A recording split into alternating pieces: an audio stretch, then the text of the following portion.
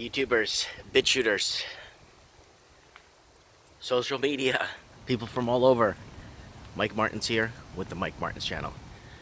Big hug to everyone watching out there. Thank you for all the support and best wishes to my dad. I want to thank some YouTubers for sending flowers to the funeral home where my dad's at. And somebody contacted us from the funeral home, said that they received flowers from, they said it was saying from YouTube or something, from people from YouTube, supporters, which is really nice. Anyways, I want to send a big thank you to everybody out there. And, you know, people are like, why are you making videos, Mike? Well, I make videos. And it's the most therapeutic thing. It's this or I go on meds. So I prefer to do this. And I've been doing this for so many years. And it's a way to distress. It's a way, I guess better than talking to myself, you know? And I got you guys. Anyways, how low can you go? That's the question for today. Someone asked me the other day in the email, Mike, how low are things going to go before we see a drop, or how low are things going to go till we reach correctness? The problem is we need to start calculating when the market started to sizzle.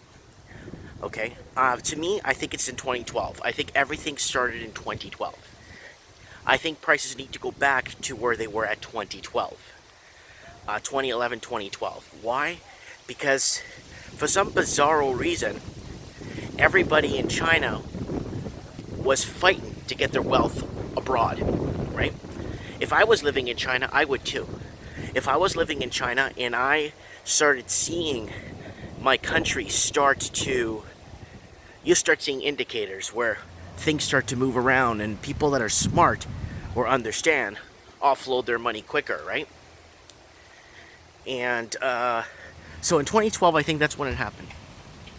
2010, I think it's when they started to look for other means to plant wealth and raise families. A lot of it has to do with the enormous wealth coming from China. A lot of it does. So what I think happened, in my opinion, is wealth got brought on shore. Now, we are finding incredible amounts of laundered money. In Canada was kind of one of the first countries to kind of bring it out and actually start talking real numbers. Now, the Better Dwelling article that I read discussed, you're looking at about $200 billion laundered through Canadian real estate. Now, that's very important to understand, because how much money does it take to drop into a closed economic society that can't handle the restraint of wealth that comes in, right? Canada's economy can't handle $200 billion of foreign money into. It's like introducing the rabbit to Australia. You guys saw what happened with that. That went nuts. And this is what's happening with the money laundering and a lot of illegal money, a lot of triads and gangs and all kinds of people dropping money into Canada, cleaning their money, shadow flipping, shadow selling, and nothing was put in place to protect the Canadian proper. Now, Canadian proper, Australian proper, Canadian proper, Australian proper, New Zealand proper are people that basically immigrated to these countries for the dream, from anywhere in the world. China, India, Portugal, Spain, Russia, wherever. Now, these people came to the country to actually create, build, store wealth. Now, those people's children are living off debt, student loans. A lot of people were brainwashed into the schooling system, and a lot of people are struggling to pay student loans off. A lot of people got their, hold on a sec here, 25, 30 credit cards in college, and they're struggling to pay those off, right? A lot of people were promised the world once they got a college education, and a lot of those people got hung to dry, basically. So what's realistically happening, guys? Well, it all trails back to, first, foreign investing started slowly in 2010, picking up pace in 2012, 2014 in Vancouver started to climax. 2017 in Vancouver, they put a foreign buyer's tax on because they started to realize that this is becoming a huge deal. And then the rest of Canada, after late 2016, very early 2017, the rest of Canada exploded. Toronto went through the roof in 2017 and then kind of disappeared off the map for a while with its major declines. But Vancouver is strong because it's been building for many years. That's why a lot of Canadians have left Vancouver. Douglas Todd wrote an article. Look it up, Douglas Todd. Whites and Aboriginals leaving Vancouver for the interior, right? Now, what did that do? That started creating bubbles and real estate bubbles in the interior of British Columbia. I'm one of those bubble numbers. You could kind of blame me for that. But I wanted to start a family, lay roots, and plant my seed, if you want to say so, if you want to say it that way. I bought my house. I bought it for next to nothing. It's already doubled in value. I'm not out to make money off my house. I'm off to create a platform, a base for me to operate out of, a base for my children to lay roots, a base for my family to call home. Just like I did when I was growing up. So what's going on realistically, people? So it started with call it the Asian invasion, lots of foreign money coming in.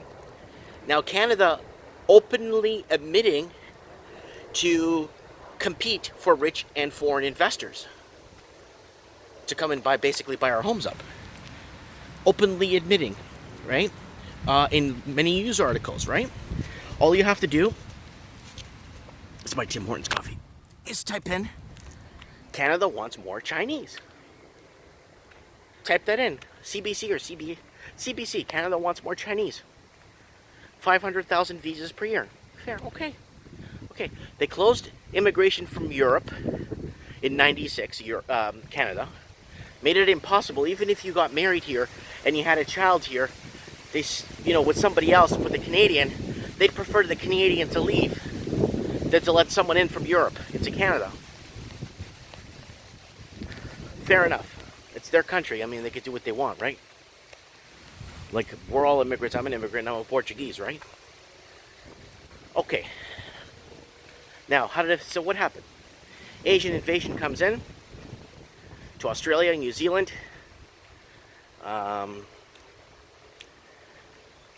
Pence up property prices.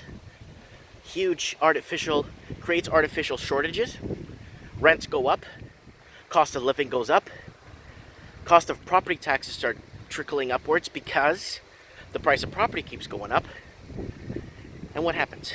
People start moving out of their cities and mass exiting to smaller towns.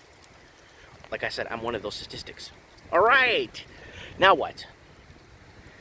Then the laundering has been going on for about a decade now or longer. But the money laundering, burning underneath, keeping that fire going. And it's destroying the futures of every Canadian proper that's come to this country to make a difference and contribute to the infrastructure, to contribute to the way of life we had 20 years ago. Right? Okay. Now, let's get to some real statistics now. Now, I discussed on trends in the housing market several months ago about winding the clock back. Winding back the clock of quarters. So how many quarters are we looking at? What are we looking at for quarters? Okay. Let's start in New Zealand. New Zealand needs to go back to 2009 numbers. Look it up. For the average New Zealander let's say a family income with 2 earners in the house working full time, New Zealand needs to go back to 2009 housing prices. So the average house needs to drop down, detached home in New Zealand, benchmark across the board, would have to sit around 296 to 390. Okay, 296 to about 390.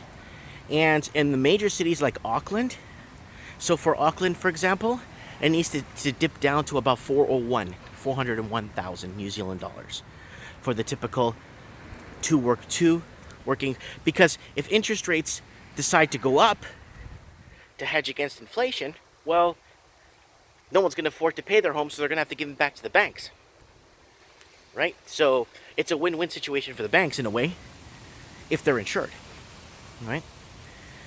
Okay, so that's so they got to go back to those numbers, 2009 numbers. I know it sounds crazy. Okay, Eastern Australia, Western Australia. We discussed this on Trends in the Housing Market many weeks ago. How Perth went down. I think it was 4, 8, 12, 16, 20. No, 4, 8, 12, 16, 20. 20 quarters. So Perth went down 20, about roughly 18 to 20 quarters. Yeah, 4, 8, 12, 16. Yeah, that's about 5 years. Perth's been winding back now 5 years. They've been winding their clocks back 5 years. They still got another 2-3 years to go of wind backs. So that the price of housing in Perth needs to adjust. So we started with Perth. Now let's go to the east of Australia, to Sydney. Sydney has about 4, 8, 12, 16, 20, 24, 28, 32, 36, about 40 quarters to wind back. That a typical Australian could afford to buy. Right now, Australian is in debt 2 to 1. So for every dollar they make, they're over 200% in household GDP debt within the household average. For every dollar they make, they owe 2. So they're falling behind. Way worse than the wayside. They're falling behind. They're drowning. Okay. So Sydney probably has got to go back to 2007, 2008 numbers probably. I'm not too sure. I got to check the graph, recheck the graph again, and see what's going on with that. But I think it's around that much. But it's got about 20 quarters to wind back for the typical detached home, okay, with 2 income families or 2 income earners working full time. So it's got to wind back. Average detached home needs to go well below where it's at right now. It's got to sit around the 625 mark, the 450 to 625 mark in Sydney. It's just way overpriced there. It's crazy, right? Then rents would go down and become more affordable when people pay less to operate, right? It's like think of it as a taxi driver. If the price of fuel doubles, well, taxi rates will double. Can't blame the taxi driver, right? So, okay, what else? So Australia is in a poop show right now. I've been saying that for many years now, and I've been discussing Australia since the early 2010 because I know there's something abnormal happening in their markets, and now they've just recently lowered rates again. Are those guys out of their tree? This tree right here, are they out of their tree to lower rates again? You can't lower rates. You need rates to stay up, right? So that's another problem, okay? We got lots of problems here. We got lots of problems. In Australia, like I said, is the dartboard, I guess, that everyone's testing out, or the I don't know, the test subject. Anyways. Oh, what else we got? Okay. Let's move northwest to the United Kingdom. Now, the UK right now is a great example. They were ahead of the game when it came to opening their doors to foreign investing, when it came to buying up our houses. When I talk about foreign investing, I'm not coming in and opening a company and hiring locals. No. In Canada, they open up a mine. They don't hire nobody local. They just hire workers from abroad. So that mine that there's a Chinese-owned mine. Look it up on Google. So I'm not making this up. Chinese-owned mine. No Canadian hires as of 4 years. Look it up. You'll see it. You'll read the article. And why? Because all these people, we're all Canadian. We want our jobs to stay here. We don't want to sell off our jobs and our resources and not even hire our own. But anyways. All right. UK. They're on the 20th hold on, 20, they're in the 24 month of decline. That's 4, 8, 12, 16, 20. That's 6 quarters in decline right now. London proper and London surrounding needs to go another 6 more quarters to see a correction. And you'll start seeing young people and millennials and more shops opening up and more, you'll start seeing more movement in London because the cost of living is just too expensive. And a lot of people move to Middle England. And Ireland's the same thing. The cost of operating in Ireland right now is just absolutely phenomenal. The cost of living in Ireland is just beyond what the pay is. It's just severely unaffordable. And then you got Edinburgh, Scotland right now. That was a lot of foreign investing happening there, especially in Ireland too. A lot of foreign investing in bidding wars, and they've never seen that kind of stuff, right? So those areas need quite a few quarters of retraction to get things in line. Okay, what are we talking about here? Let's move over to Canada. You got Eastern Canada where things are popping up like crazy. You got people moving to Prince Edward Island, people moving to Nova Scotia, people moving to Halifax, people moving to Prince Edward Island.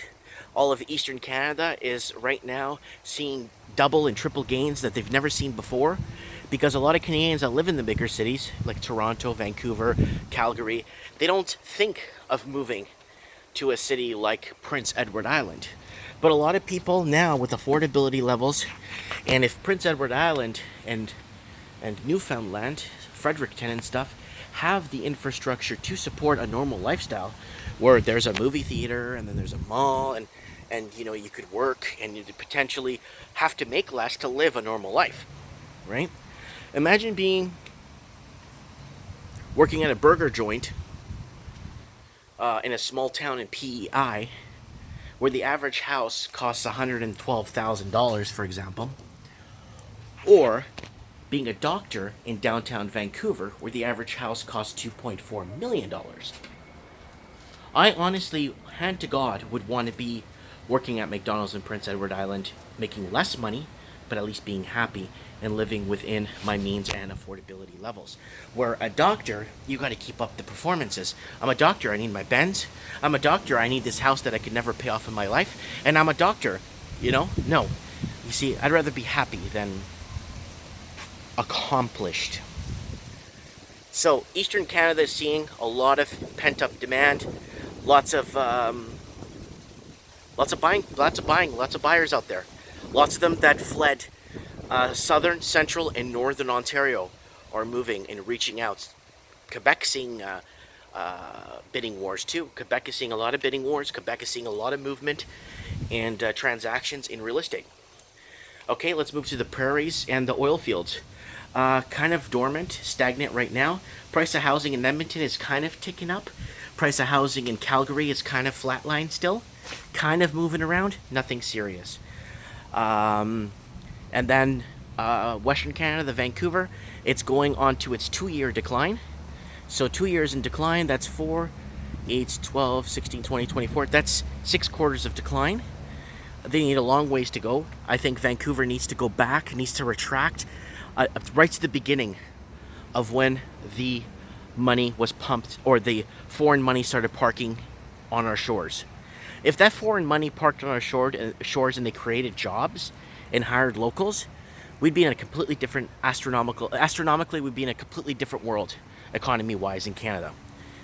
And if Canadian law said, okay, if you're going to buy a house in Canada, but before you buy a house, you need to invest 80% into a business first, and then the rest could go into a house. Then this way, at least there would be some sort of economic movement. There'll be taxes being paid to the government. There'll be infrastructure would be getting better. But unfortunately, that's not the case. Safest thing with stock markets, kind of unpredictable. Stock markets are unpredictable. Everything's unpredictable. What happens? People get scared.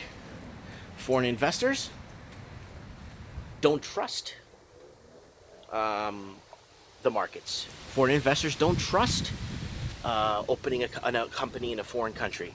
What do foreign investors do? invest in real estate. Why? It's the safest haven you could get into, and it was, for the longest time, the best investment you could get into. But there's no more money in housing right now. It's gotten to a point now, with the capital flows in China pretty much at zero, and the new, what do you call that thing? Big Brother watching you there. Social credit scores, where they're watching everything, every movement you do, and there's no dark place to hide. I'd want to get out of China myself. I'm not picking on the Chinese. If it was the Russians, I'd say the Russians are doing this and the Russians are doing that. If it was the French, I'd say it's the French. If it was the Portuguese, I'm a Portuguese. I would say the Portuguese are doing this. What are they doing this for? Why? But unfortunately, it's the Chinese. And we just need to call a spade and find out what the problem is, the root of the problem, and take it from there. Unfortunately, I think things have gotten too far gone that we're going to have to see huge stagnation in the housing market. We have an oversupply on the market right now. Well, we've had an oversupply in the last year and a half now. Things are just going to overly supply. And people are walking away from pre-builds. Nobody cares about pre-builds right now. Nobody's standing in line to buy any pre-built condos. There was a condo just a couple of blocks up there, and I heard that nobody went to the opening and the gala. Nobody showed up. The construction started in 2013, and they just finished it. And nobody went to go look. Nobody. Not a single. Couple of units sold because they were already pre-built. They were pre-purchased way back, but those people are trying to sell them, you know? So look at the skyline. Look at this little skyline here. Buildings, you know, everywhere. Why? Is it that we need more housing? They've been playing that supply versus demand. There's not enough housing to feed the supply. That's bull. Why? Because we never taken into account the amount of empty houses there are. Like, I think Vancouver, I think, was around 85, 90,000 empty homes. Right? Ontario had over 100,000. Sorry, Toronto had over 100,000 empty investment-owned homes. And that's why they started putting this vacant home tax, foreign buyers tax. It's a nightmare, guys. It's an absolutely disastrous nightmare. You get one country that's in a zone of pain, transformation. Like if Canada, like for example, I'll give you an example. Canada itself, Canada as a whole, like China. Let's say how China, you know how China, basically the president announced himself as Emperor of China. Basically, he's not going to step down. Well, if our Prime Minister Trudeau announces himself as the Emperor of Canada, I would strongly start looking at selling off my assets and strongly look and consider moving to another country myself with my family. So I would do the same that the Chinese are doing. So I'm not picking on the Chinese. I want them to know that, you know, I have their backs, because something needs to happen here. Because if more millionaires leave China, a lot of Western countries are going to get hurt, and it's going to get worse. And there's going to be an imbalance, and the imbalance is going to cause a struggle, and the struggle is going to cause, you know, problems. There's my wife. Hi, babe. Hi. My wife is with me here. We're just hanging out. You okay, babe? Fine. You're fine? Just so much crowd inside. Yeah. So we're here. Anyways, guys, thanks for watching. Let me know what you guys think in the comments below. I'm gonna go join my family. I got some fresh air. It's nice out, eh? Yeah. There's an AC inside, but you know, give me a Headaches, yeah. Comment below, let me know. Thanks for watching, guys. I look forward to reading your comments. And thanks for all the support for my dad. I appreciate it.